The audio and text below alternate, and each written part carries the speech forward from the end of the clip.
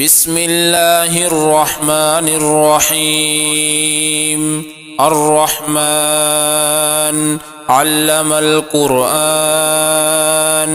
خلق الإنسان علمه البيان.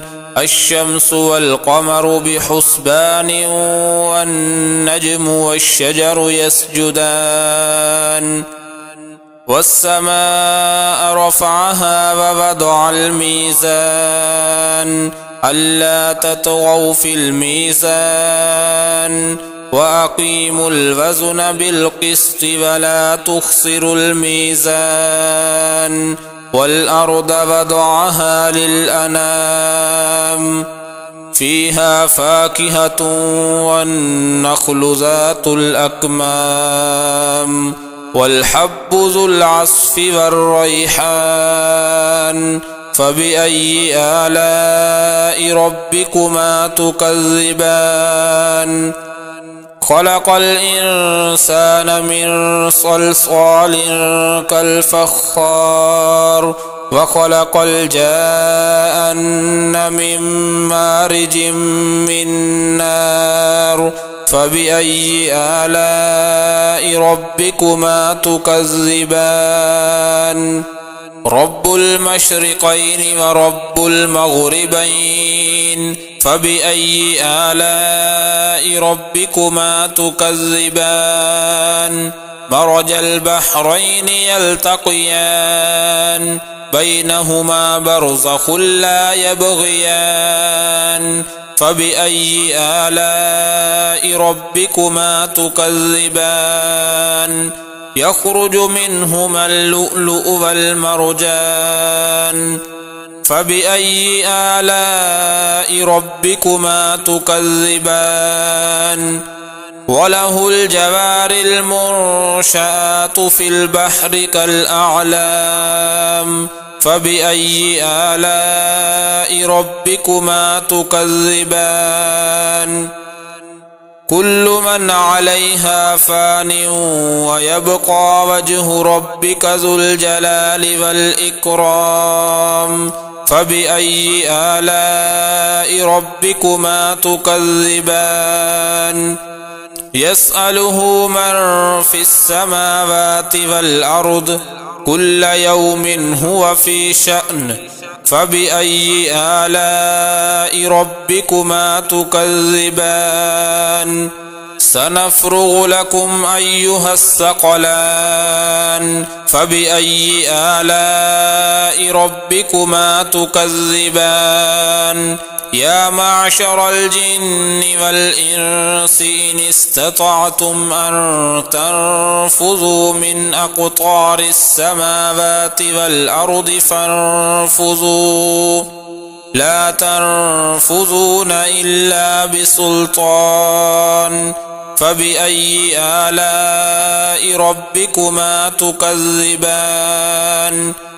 يرسل عليكما شواظ من نار ونحاس فلا تنتصران. فبأي آلاء ربكما تكذبان؟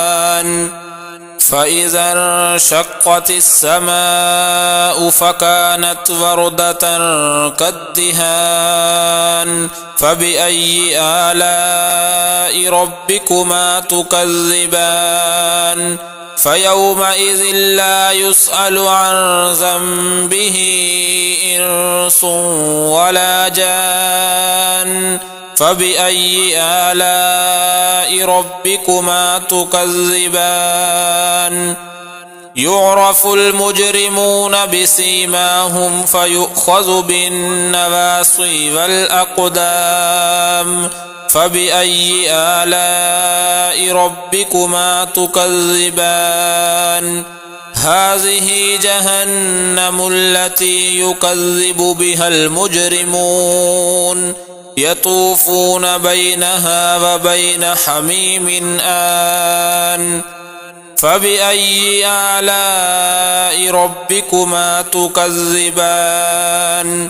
ولمن خاف مقام ربه جنتان، فبأي آلاء ربكما تكذبان ذواتا أفنان فبأي آلاء ربكما تكذبان فيهما عينان تجريان فبأي آلاء ربكما تكذبان فيهما من كل فاكهة زوجان فبأي آلاء ربكما تكذبان متكئين على فرش بطائنها من استبرق وجنى الجنتين دان فبأي آلاء ربكما تكذبان